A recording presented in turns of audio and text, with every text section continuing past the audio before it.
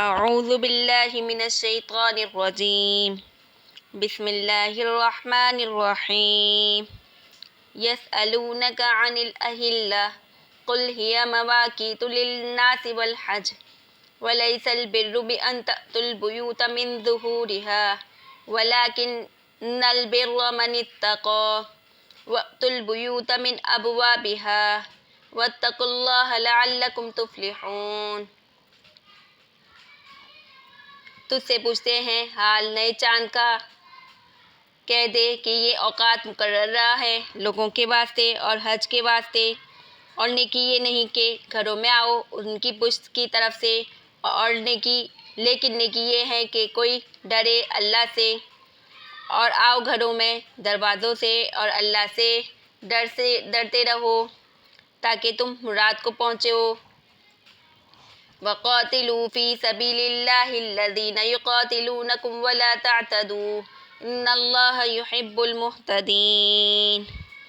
اور لڑو اللہ کی راہ میں ان لوگوں سے جو لڑتے ہیں تم سے، اور کسی پر زیادتی مت کرو، بے شک اللہ ناپسند کرتا ہے زیادتی کرنے والوں کو۔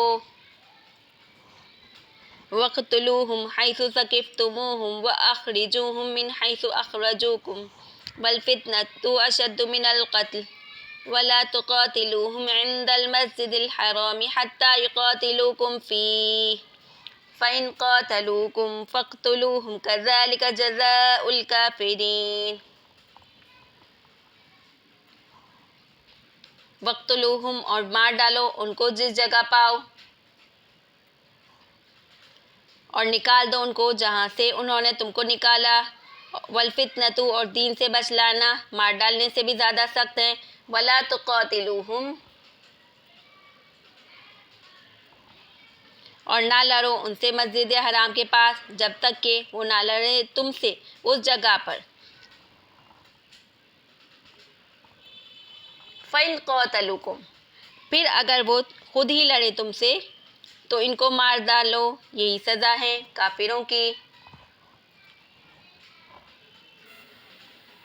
فَإِنِ انْتَهَوْا فَإِنَّ اللَّهَ غَفُورٌ رَحِيمٌ پھر اگر وہ باز آئے تو بے شک اللہ تعالیٰ بخشنے والا نہایت مہربان ہے۔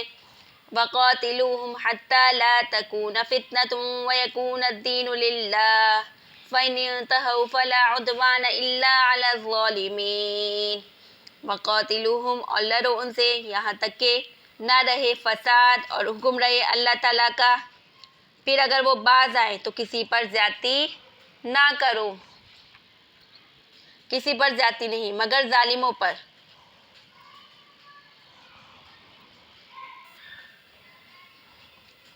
الشہر الحرام بالشہر الحرام والحرمات قصاص فمن اعتدى عليكم فاعتدوا عليه بمثل ما اعتدى عليكم واتقوا الله واعلموا ان الله مع المتقين۔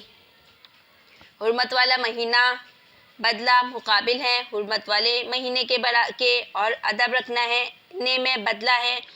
فمن اعتدى پس جس نے زیادتی کی تم سے اس پر زیادتی کرو جیسی اس نے زیادتی کی تم پر۔ واتقوا اللہ اور ڈرتے رہو اللہ سے۔ واعلموا اور جان لو، اور ڈرتے رہو اللہ سے اور جان لو کہ اللہ تعالیٰ پرہیزگاروں کے ساتھ ہیں۔ وَأَنفِقُوا فِي سَبِيلِ اللَّهِ وَلَا تُلْقُوا بِأَيْدِيكُمْ إِلَى التَّهْلُكَةِ وَأَحْسِنُوا إِنَّ اللَّهَ يُحِبُّ الْمُحْسِنِينَ۔ وَأَنفِقُوا اور خرچ کرو اللہ کی راہ میں، اور نہ ڈالو اپنی جان کو ہلاکت میں، اور نیکی کرو بے شک اللہ دو سکتا ہے نیکی کرنے والوں کو۔ وَأَتِمُّوا الْحَجَّ وَالْعُمْرَةَ لِلَّهِ فَإِنْ أُحْصِرْتُمْ فَمَا اسْتَيْسَرَ مِنَ الْهَدْيِ وَلَا تُهْلِكُوا رُءُوسَكُمْ حَتَّى يَبْلُغَ الْهَدْيُ مَحِلَّهُ فَمَنْ كَانَ مِنْكُمْ مَرِيضًا أَوْ بِهِ أَذًى مِنْ رَأْسِهِ فَفِدْيَةٌ مِنْ صِيَامٍ أَوْ صَدَقَةٍ أَوْ نُسُكٍ فَإِذَا أَمِنْتُمْ فَمَنْ تَمَتَّعَ بِالْعُمْرَةِ إِلَى الْحَجِّ فَمَا اسْتَيْسَرَ مِنَ الْهَدْيِ فَمَنْ لَمْ يَجِدْ فَصِيَامُ ثَلَاثَةِ أَيَّامٍ فِي الْحَجِّ أَوْ سَبْعَةٍ إِذَا رَجَعْتُمْ تِلْكَ عَشَرَةٌ كَامِلَةٌ ذَلِكَ لِمَن لَّمْ يَكُنْ أَهْلُهُ حَاضِرِ الْمَسْجِدِ الْحَرَامِ وَاتَّقُوا اللَّهَ وَاعْلَمُوا أَنَّ اللَّهَ شَدِيدُ الْعِقَابِ۔ اور پورا کرو حج اور عمرہ اللہ کے واسطے، پھر اگر تم روک دیے جاؤ تو تم پر ہیں جو کچھ میسر ہو قربانی سے، اور حجامت نہ کرو اپنے سروں کی جب تک نہ پہنچو چکے ہو قربانی اپنے ٹھکانے پر۔ پھر جو تم میں کوئی مریض ہو یا اس کو تکلیف ہو یا سر تو بدل دیوے روزے یا خیرات یا قربانی۔ پھر جب تمہاری خاطر جمع ہو تو جو کوئی فائدہ اٹھاوے عمرہ ملا کر حج کے ساتھ تو اس پر کچھ میسر ہو قربانی سے۔ پھر جس کو قربانی نہ ملے تو روزہ رکھے تین حج کے دنوں میں اور 7 روزے جب لوٹے، یہ 10 روزے ہوئے۔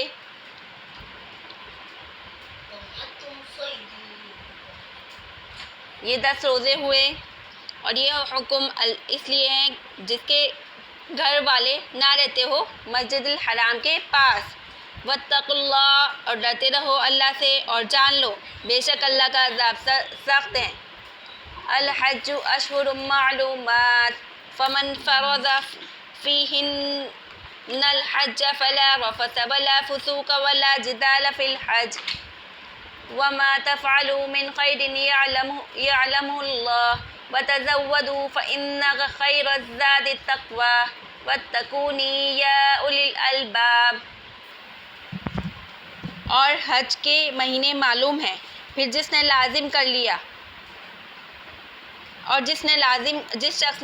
کر لیا ان میں حج تو بے حجاب ہونا جائز نہیں عورت سے، ولا فسوق اور نہ گناہ کرنا، ولا جدال اور نہ جھگڑنا، فی الحج حج کے زمانے میں، وما تفعلوا اور جو کچھ تم کرتے ہو نیکی اللہ جانتا ہے، اور زاد راہ لے لیا کرو، وتزودوا زاد راہ لے لیا کرو، بے شک بہتر فائدہ زاد راہ کا بچنا ہے سوال سے۔ واتقونی یا اولی الالباب اور مجھ سے ڈرتے رہو عقل مندو۔ لیس علیکم جناح ان تبتغوا فضلا من ربکم فإذا أفضتم من عرفات فاذكروا الله عند المشعر الحرام واذكروه كما هداكم وإن كنتم من قبله لمن الضالين۔ کچھ گناہ نہیں تم پر کہ تلاش کرو فضل اپنے رب کا، پھر جب طواف کے لیے لوٹو عرفات سے تو یاد کرو اللہ کو نزدیک مسجد الحرام کے، وَاذْكُرُوهُ اور اس کو یاد کرو جس طرح تم کو سکھایا، وَإِن كُنتُم مِّن قَبْلِهِ لَمِنَ الضَّالِّينَ اور بے شک تم تھے اس سے پہلے ناواقف۔ ثُمَّ أَفِيضُوا مِنْ حَيْثُ أَفَاضَ النَّاسُ وَاسْتَغْفِرُوا اللَّهَ إِنَّ اللَّهَ غَفُورٌ رَحِيمٌ۔ پھر طواف کے لیے پھر جہاں سے سب لوگ پھریں اور مغفرت چاہو اللہ سے، بے شک اللہ پاک بخشنے والا مہربان ہے۔ فَإِذَا قَضَيْتُم مَّنَاسِكَكُمْ فاذكروا اللَّهَ كذكركم آباءكم أو أشد ذكرا ومن الناس من يقول ربنا آتنا في الدنيا وما له في الآخرة من خلاق۔ پھر جو کوئی آدمی کہتا ہے اے ہمارے رب دے ہم کو دنیا میں اور اس کے لیے آخرت میں کچھ حصہ نہیں، خلاق کچھ حصہ نہیں۔ وَمِنْهُمْ مَنْ يَقُولُ رَبَّنَا آتِنَا فِي الدُّنْيَا حَسَنَةً وَفِي الْآخِرَةِ حَسَنَةً وَقِنَا عَذَابَ النَّارِ اور ان میں سے کہتا ہے اے ہمارے رب ہم کو دے دنیا میں خوبی اور آخرت میں خوبی اور بچا ہم کو دوزخ کے عذاب سے۔ أُولَئِكَ لَهُمْ نَصِيبٌ مِّمَّا كَسَبُوا وَاللَّهُ سَرِيعُ الْحِسَابِ انہی لوگوں کے واسطے ہیں حصہ اپنی کمائی سے اور اللہ جلد حساب لینے والا ہے۔ وَاذْكُرُوا اللَّهَ فِي أَيَّامٍ مَّعْدُودَاتٍ فَمَن تَعَجَّلَ فِي يَوْمَيْنِ فَلَا إِثْمَ عَلَيْهِ وما تأخر فلا إثم عليه لمن اتقى واتقوا الله واعلموا أنكم إليه تحشرون.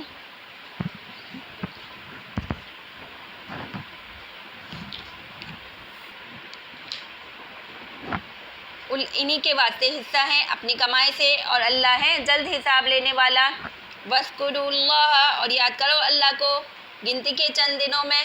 پھر جو کوئی جلدی چلا گیا 2 ہی دن میں تو اس پر گناہ نہیں، اور جو کوئی رہ گیا تو اس پر کچھ گناہ نہیں. جو کہ ڈرتا ہے اور ڈرتے رہو اللہ سے، اور جان لو بے شک تم سب اسی کے پاس جمع ہو جاؤ گے. اب بات کرتے ہیں معارف کی تفصیل کی.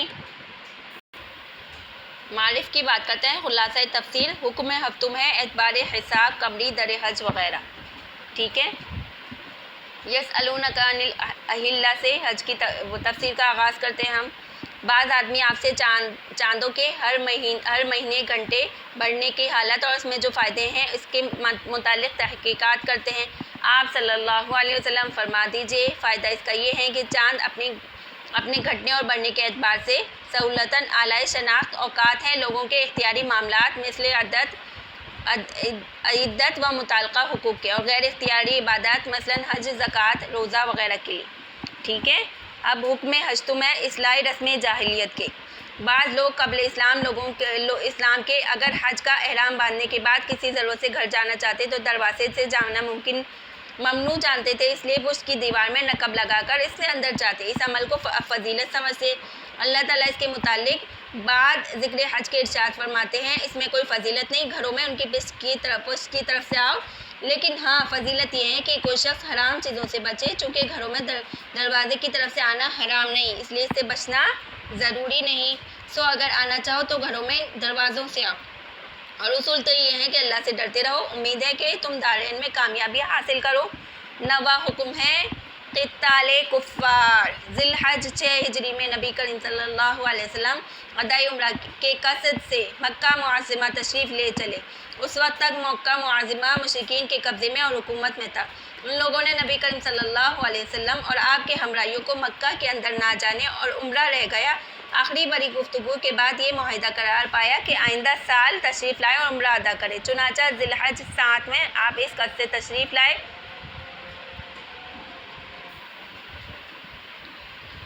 لیکن آپ صلی اللہ علیہ وسلم کے ساتھی مسلمانوں کو یہ اندیشہ ہوا کہ شاید مشرکین اپنا معاہدہ پورا نہ کرے اور آمادہ مقابلہ و مقاتلہ ہو جائے، تو ایسی صورت میں حالت میں سکوت مسلط ہے، اور اگر مقابلہ کیا جائے تو ذی القعدہ میں قتال لازم آتا ہے. اور یہ مہینہ منجملہ ان 4 مہینوں میں سے جن کو اشہر الحرم کہا. ان 4 مہینوں میں قتل و قتال حرام ہے و ممنوع. یہ 4 مہینے ذی القعدہ، ذی الحج، محرم اور رجب تھے. مسلمان پریشان تھے. آیت نازل ہوئی اس میں معاہدہ کرنے والوں کے ساتھ وجہ باہمی معاہدے کے تم اپنی جانب سے ابتداً قتال کرنے کی اجازت نہیں، لیکن اگر وہ لوگ عہد چکنی کریں تو ان سے لڑنے کے لیے آمادہ ہو جائیں تو تم اس وقت اندیشوں کو مت لانا اور بے تکلف تم بھی لڑو اللہ کی راہ میں، اس نیت سے کہ یہ لوگ دین کی مخالفت کرتے ہیں اور لوگوں کے ساتھ نقص عہد کر کے تمہارے ساتھ لڑنے لگے. از خود معاہدے سے مت نکلو، چکنی کر کے لڑنے لگو. واقعی اللہ تعالیٰ حد قانونی سے نکلنے والوں کو پسند نہیں کرتا، اور جس حالت میں وہ خود چکنی کریں تو اس وقت دل کھول کر خواہ اس کو ان سے قتال کرو اور ان کو پاؤ، اور خواہ ان کو مکے میں باہر نکال کر جہاں انہوں نے تم کو تنگ کرے ایذا پہنچا کر نکلنے پر ہجرت کرنے پر مجبور کیا، اور تمہارے اس قتال و اخراج کے بعد عقلاً الزام انہی پر رہے گا، کیونکہ عہد چکنی جو ان سے واقع ہوئی بڑی شرارت کی بات ہے. ایسی شرارت قتل و اخراج سے بھی زیادہ سخت ہے، کیونکہ اس قتل و اخراج کی نوبت اس شرارت ہی کی بدولت پہنچی تھی، اور علاوہ معاہدے کے ان کی ابتدا قتال کے کرنے سے اور مراد مانے. حرم شریف یعنی مکہ اس کا گرد ایک واجب الاحترام جگہ ہے، اس میں قتال کرنا احترام کے خلاف ہے، اس لیے حکم دیا جاتا ہے کہ مسجد حرام کے گرد و نواح میں جو حرم ہے قتال مت کرو، لیکن آج خود ابتدا نہ کرو. لیکن اگر کفار خود ہی لڑنے کا سامان کرنے لگے تو تم کو اجازت ہے تم ان کو مارو دھارے ایسے کافروں کو جو حرم میں لڑنے لگے، ایسی ہی سزا ہے کفار کی. معارف کی بات کرتے ہیں کہ صحابہ کا سوال اللہ کی طرف سے جواب نقل کیا گیا. امام مفسرین عبداللہ بن عباس رضی اللہ تعالیٰ عنہ فرماتے ہیں نبی پاک صلی اللہ علیہ وسلم کے صحابہ کی ایک شان ہے کہ انہوں نے بہت عظمت ہیبت اپنے نبی سے سوالات بہت کم کرتے تھے، پچھلی امتوں کے برخلاف کثرت سے سوالات کرتے تھے، ادب کو ملحوظ نہیں رکھتے تھے۔ ابن عباس رضی اللہ تعالیٰ عنہ نے فرمایا کہ صحابہ اکرام جن سوالات کا ذکر قرآن میں آیا ہے کل 14 ہیں، جن سے ایک سوال ابھی گزرا ہے، اذا سألک عبادی، دوسرا سوال۔ ان کے بعد سورہ بقرہ میں 6 سوال مذکور ہیں اور باقی 6 سوالات مختلف صورتوں میں آئیں گے۔ مذکورہ آیت میں صحابہ نے نبی کریم صلی اللہ علیہ وسلم سے اہلہ یعنی شروع مہینے کے چاند کے متعلق سوال کیا۔ اس کی صورت آفتاب سے مختلف ہے، وہ کبھی باریک ہلالی شکل میں ہوتا ہے، کبھی آہستہ آہستہ بڑھتا ہے، کبھی پورا دائرہ بن جاتا ہے۔ اس میں تدریجی کمی آتی ہے، اس کی حقیقت دریافت کی اور مسلط کا سوال کیا، احتمال کا جواب دیا گیا۔ حکمت و مسلط کا بیان، اگر سوال یہ تھا کہ چاند کے گھٹنے بڑھنے کی مسلط کیا ہے، اگر تو حقیقت دریافت کرنا مطلوب تھا کہ دنیاوی یا دینی کام میں اس کی حقیقت اس پر موقف نہیں۔ حقیقت کا سوال فضول ہے۔ پوچھنے اور بتلانے کی بات یہ ہے کہ چاند اس طرح گھٹنے بڑھنے چھپنے اور طلوع ہونے سے ہمارے کون سے مسالے وابستہ ہیں۔ نبی پاک صلی اللہ علیہ وسلم کو یہ ارشاد فرمایا، آپ ان سے کہہ دیں، یعنی ارشاد آپ صلی اللہ علیہ وسلم سے ہے، اور مخاطب جب بھی کل کہیں تو مخاطب آپ صلی اللہ علیہ وسلم کو کر کے تمام امت کو بتلایا گیا جاتا ہے۔ کہہ دے کہ تمہاری جو چاند سے مسلے وابستہ ہیں ان کے ذریعے تمہیں اپنے معاملات اور معاہدات کی میعاد، ان سے حج کا میعاد معلوم کرنا آسان ہو جائے گا۔ بات کرتے ہیں قمری و شمسی حساب کی شرعی حیثیت۔ قمری جو چاند کی تاریخیں اور مہینوں سے حساب معلوم کیا جاتا ہے۔ تمہارے معاملات، عبادات، حج وغیرہ کی بنیاد اس پر ہے۔ سورہ یونس کی آیت 5 میں وَقَدَرَهُ مَنَازِلَ لِتَعْلَمُوا عَدَدَ السِّنِينَ وَالْحِسَابَ، اس سے معلوم ہوا کہ چاند کو مختلف منزلوں اور حالات سے گزارنے کا فائدہ ہے کہ اس کے ذریعے سال، مہینوں اور تاریخوں کا حال معلوم ہو سکے۔ سورہ بنی اسرائیل کی آیت 12 میں اس کا حساب کا تعلق آفتاب سے بھی بتایا گیا۔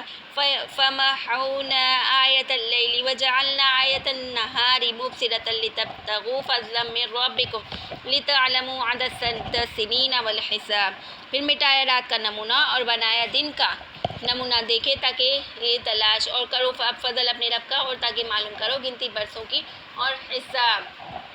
تیسری آیت سے ثابت ہوا کہ سال اور مہینوں کا حساب آفتاب سے بھی معلوم کیا جا سکتا ہے۔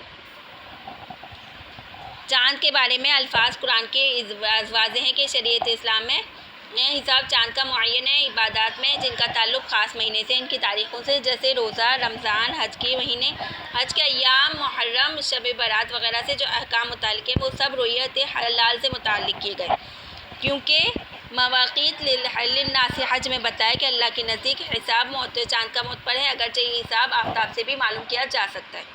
شریعت اسلام نے چاند کے حساب کو اختیار کر رہا ہے کہ ہر آنکھوں والا افق پر دیکھ کر معلوم کر سکتا ہے، ٹھیک ہے، یعنی چاند کے حساب میں آسانی ہے، اس لیے اسلامی مہینے پر پورا یاد رکھنے کے لیے چاند کے حساب کو معین کیا۔ شمسی حساب بھی معین ہے، نجی حساب و کتاب اور دیگر اچھا جی، یہاں پر لیس البر بان تأتوا البیوت من ظہورها، اس آیت میں یہ مسئلہ واضح کیا کہ دروازے پر پشت سے آنا کوئی نیکی نہیں ہے، بلکہ دروازے سے آنا ہی چاہے جو راستہ ہے اصل۔ البتہ ضروری واجب یہ ہے کہ جن چیزوں کو جائز اور حلال قرار دیا ہے اس کو ایسا ممنوع وہ ان کا خیال رکھے، اور جن کو حرام کیا ہے ان کا خیال رکھے۔ حکم نامہ ہے جہاد و قتال کا، اس پر امت کا اتفاق ہے۔ ہجرت سے پہلے کفار کے ساتھ جہاد و قتال ممنوع تھا۔ اس وقت تمام آیت قرآنی میں مسلمانوں کو کفار کے ایذاء پر صبر اور فوت درگزر کی تلقین تھی۔ ہجرت مدینہ کے بعد سب سے پہلے قتال کفار کا حکم آیا۔ ابو بکر صدیق رضی اللہ تعالیٰ عنہ سے ایک روایت ہے کہ کفار کے متعلق یہ آیتیں ہیں کہ اذن للذین یقاتلون بانہم ظلموا، مگر اکثر صحابہ تابعین کے نزدیک یہ آیت سورہ بقرہ کی آیت مذکورہ میں اور صدیق اکبر رضی اللہ عنہ نے پہلی آیت فرمائی، اور یہ دونوں ابتدائی آیتوں میں ہونے کے سبب پہلی کہی جا سکتی ہیں۔ حکم صرف ان کفار سے قتل کرے جو ان کے مقابلے پر قتال کے لیے آئے، مراد عورتیں، بچے، بوڑھے اور اپنے مذہبی شکل میں دنیا سے یکسو ہو کر لبے عبادت گزار، راہ پادی اور ایسے اپاہج اور معذور لوگ، یا وہ لوگ جو کافروں کے لیے محنت مزدوری کا کام کرتے ہیں، ان کے ساتھ جنگ میں شریک نہیں ہوتے، ان لوگوں میں قتال کرنا جائز نہیں۔ حکم صرف ان لوگوں سے قتل کرنے کا ہے جو مسلمانوں کے سے قتال کریں، ٹھیک ہے۔ الذین یقاتلونکم میں حضرت عبداللہ بن عمر رضی اللہ تعالیٰ عنہ کی ایک حدیث میں مروی ہے، نہا رسول اللہ صلی اللہ علیہ وسلم عن القتال النساء والصبیان، نبی پاک صلی اللہ علیہ وسلم نے بچوں کے اور عورتوں سے قتل کو ممنوع قرار دیا۔ ابو داؤد کی ایک روایت میں حضرت انس جہاد پر جانے والے صحابہ کو نبی پاک صلی اللہ علیہ وسلم کی یہ ہدایت مقتول کرتے، اللہ کے نام اور رسول کی ملت پر جہاد کے لیے جاؤ، کسی بوڑھے ضعیف بچے عورت کو قتل نہ کرو۔ آیت کے آخر اس میں ولا تعتدوا کا بھی جمہور مفسرین کا یہ مطلب ہے کہ حد سے تجاوز نہ کرو، عورتوں بچوں وغیرہ کو قتل نہ کرو۔ وَاقْتُلُوهُمْ حَيْثُ ثَقِفْتُمُوهُمْ وَأَخْرِجُوهُمْ مِنْ حَيْثُ أَخْرَجُوكُمْ۔ یہ واقعہ حدیبیہ کے وقت نازل ہوئی کہ جب صلح حدیبیہ کی شرط کے مطابق نبی پاک صلی اللہ علیہ وسلم نے صحابہ کے ساتھ عمرہ قضا کے لیے سفر کا ارادہ کیا، اس سے پہلے سال میں کفار مکہ نے روک لیا تھا۔ صحابہ کو اس سفر کے ساتھ یہ خیال ہوا کہ کفار کی صلح اور معاہدے کا کچھ بھروسہ نہیں، مگر وہ اس سال بھی آمادہ پیکار ہو گئے تو ہمیں کیا کریں۔ اس پر آیت الفاظ اجازت دی گئی کہ اگر وہ قتال کرے تو تمہیں بھی اجازت ہے، جہاں پاؤ ان کو قتل کرو، اور قدرت میں ہو تو جس طرح انہوں نے مسلمانوں کو مکے سے نکالا تم بھی ان کو مکے سے نکال دو۔ پوری زندگی مکہ میں جو مسلمانوں کے کفار کے ساتھ مقابلے سے روکا تھا، پوری زندگی وفود الغزر کی تلقین رہی۔ صحابہ کو اس آیت کے نازل ہونے سے خیال کہ کفار کو قتل کرنا برا اور ممنوع ہے، اس خیال کے ازالے کے لیے والفتنۃ اشد من القتل کا حکم نازل ہوا۔ البتہ عموم یہ سمجھا جاتا ہے کہ کفار جہاں کہیں ہو ان کا قتل کرنا جائز ہے۔ اس کی تخصیص آیت کے اگلے جملے میں کر دی گئی وَلَا تُقَاتِلُوهُمْ عِنْدَ الْمَسْجِدِ الْحَرَامِ حَتَّىٰ يُقَاتِلُوكُمْ فِيهِ۔ مسئلہ حرم مکہ میں انسان شکاری جانور کو قتل کرنا جائز نہیں، لیکن آیت سے معلوم ہوا کہ اگر حرم محترم میں کوئی آدمی دوسرے کو قتل کرنے لگے تو مدافعت میں قتل کرنا جائز ہے، اس پر جمہور علماء کا اتفاق ہے۔ اس سے معلوم ہوا کہ ابتدائی جہاد و قتال کی ممانعت صرف مسجد حرام کے آس پاس حرم مکہ کے ساتھ مخصوص ہے۔ دوسرے مقامات جہاں دفاعی جہاد ضروری ہے، ابتدائی جہاد و قتال بھی درست ہیں۔ پھر اگر وہ باز آ جائیں تو اللہ پاک بخشنے والا مہربان، ٹھیک ہے۔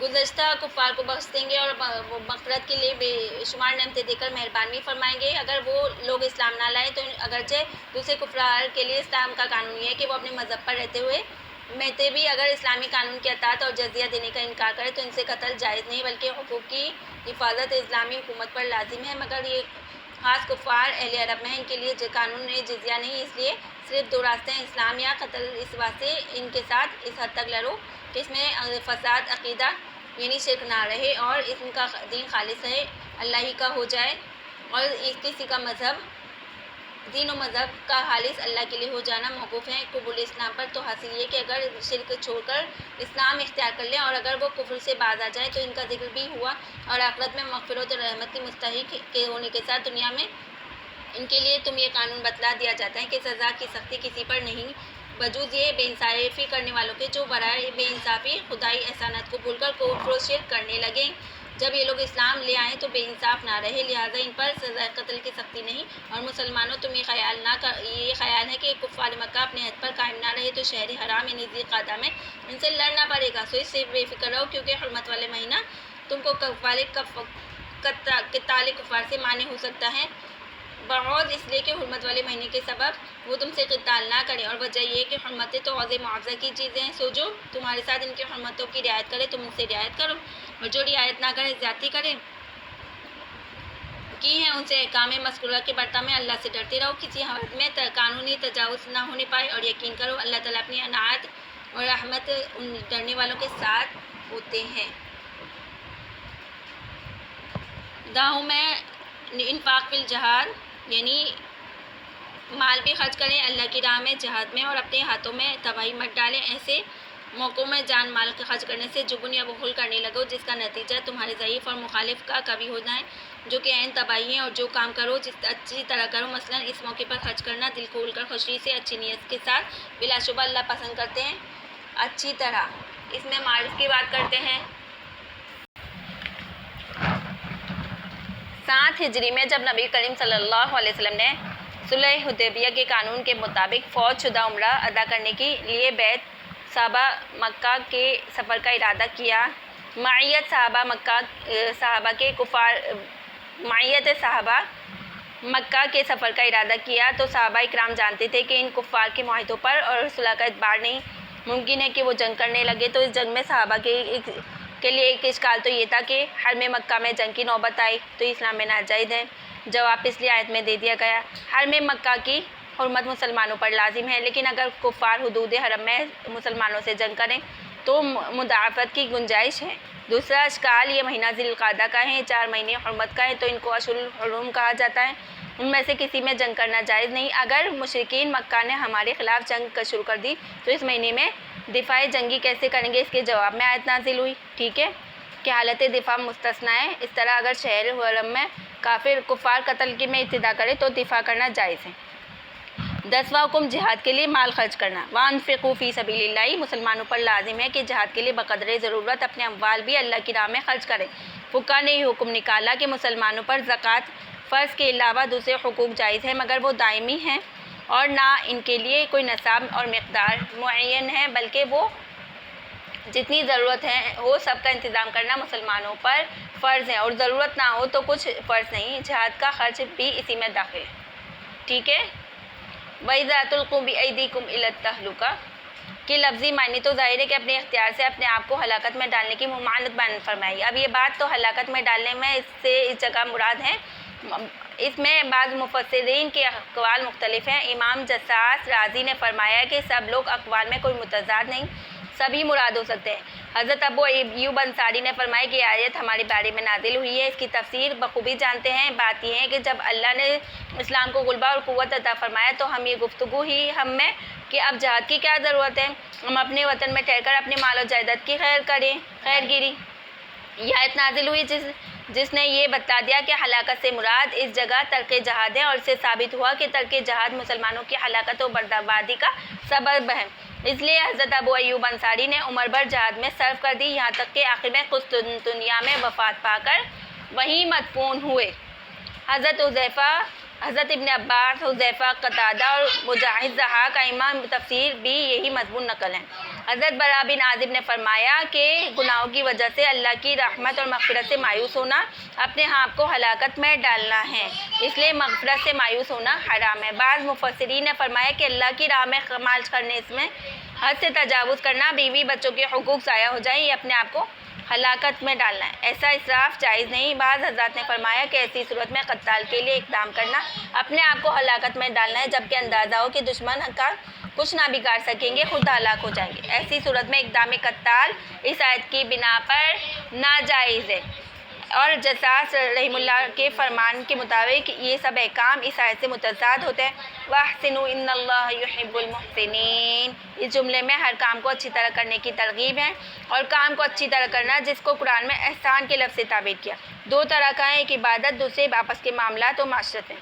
عبادت میں احسان کی تفسیر جبرائیل علیہ السلام میں خود نبی کریم صلی اللہ علیہ وسلم نے یہ فرمائی ہے کہ جس طرح عبادت کرو جس طرح تم اللہ کو دیکھ رہے ہو، اگر یہ درجہ حاصل نہ ہو تو کم از کم یہ اعتقاد لازم ہو کہ اللہ تمہیں دیکھ رہا ہے۔ معاملات و معاشرت میں احسان کی تفسیر مسند احمد میں بروایت حضرت معاذ رضی اللہ تعالیٰ عنہ اور نبی کریم صلی اللہ علیہ وسلم نے یہ فرمائی ہے کہ تم سب لوگوں کے لیے وہی پسند کرو جو اپنے لیے پسند کرتے ہو، اور جس چیز کو تم اپنے لیے برا سمجھتے ہو دوسروں کے لیے برا سمجھو۔ ابھی نیکسٹ درس میں اس کی تفصیل کرتے ہیں۔ وَأَتِمُّوا الْحَجَّ وَالْعُمْرَةَ لِلَّهِ۔